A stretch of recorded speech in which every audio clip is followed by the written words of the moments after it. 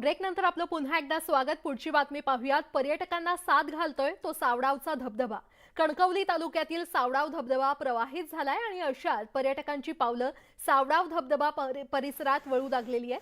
25 ते 30 फुटांवरून कोसळणारा हा धबधबा पर्यटकांना साथ घालतोय।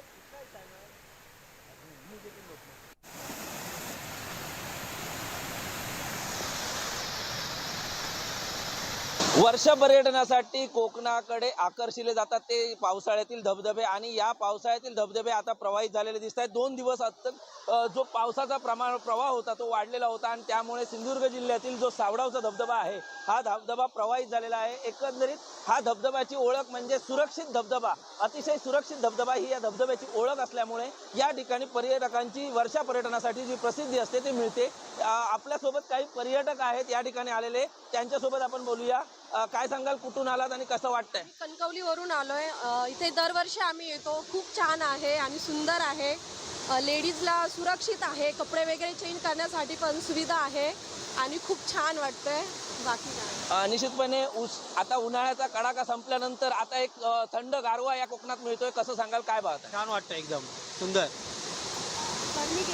गरमी गेली आहे, धबधब्याचं वातावरण झालं आहे। धबधबा खरंच एकदम जोरदार वाहतो आहे, त्यामुळे आनंद घेण्यासारखा आहे। निश्चितच कोकणाचं एक आपसुकच आकर्षण असतं ते म्हणजे वर्षा पर्यटन आणि या वर्षा पर्यटनाचा आनंद लुटण्यासाठी आता कोकणात लोक यायला दाखल होणार आहेत। व्हिडिओ जर्नलिस्ट अनिकेत होलमसह विशाल रेवडेकर, न्यूज 18 लोकमत, सिंधुदुर्ग। लोणावळा शहरातील वाहतूक कोंडी समस्या सोडवण्यासाठी पोलीस प्रशासनाने कंबर कसली आहे। मुंबई पुणे राष्ट्रीय महामार्ग आणि शहरातील अंतर्गत रस्ते, भुशी धरणाकडे जाणारा रस्ता या ठिकाणी अतिक्रमणांवर कारवाईचा इशारा पोलीस अधीक्षकांनी दिलाय। पावसाळ्यामध्ये मोठ्या संख्येने पर्यटक लोणावळ्यामध्ये येत असतात आणि अशात रस्त्यावरील अतिक्रमण तसंच परिसरातील अरुंद रस्ते यामुळे शहरात वाहतूक कोंडीची समस्या निर्माण होते।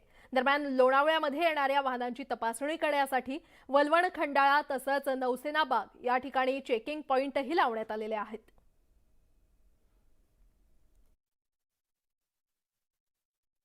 मैं सर्व दुकानदारों को ये सूचना देता हूं कि कृपया करके आपके जो फ्लेक्स बोर्ड्स, बैनर्स और दुकान के सामान है वो अपने दुकान के अंदर लगाइए और रोड पे मत लगाइए, जिसके वजह से ट्रैफिक इफेक्ट हो रही है। अगर ये कंटिन्यू होता है तो फिर हम लोग महाराष्ट्र पुलिस एक्ट के कलम 102 के अंडर आपके ऊपर कार्रवाई करने वाले हैं।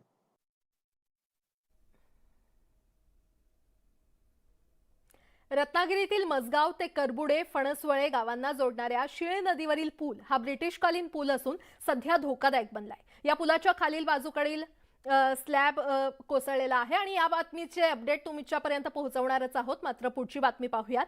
जूनच्या अखेरीस राज्यात सर्वत्र पावसाने हजेरी लावलेली असली तरी राज्यातील पाण्याचे दशावतार मात्र असल्याचं भीषण वास्तव समोर आलंय।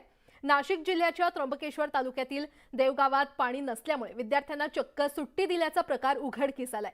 आदिवासी विकास विभागाची शासकीय आश्रमशाळेतील 1ली ते 10वीच्या विद्यार्थ्यांना पाणी नसल्यामुळे सुट्टी दिल्याचा आरोप एल्गार संघटनेने केलाय।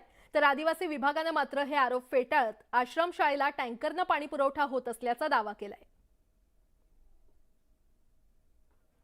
पाणी नाही म्हणून त्र्यंबकेश्वरच्या देवगावमधला हा प्रकार आपण पाहतोय।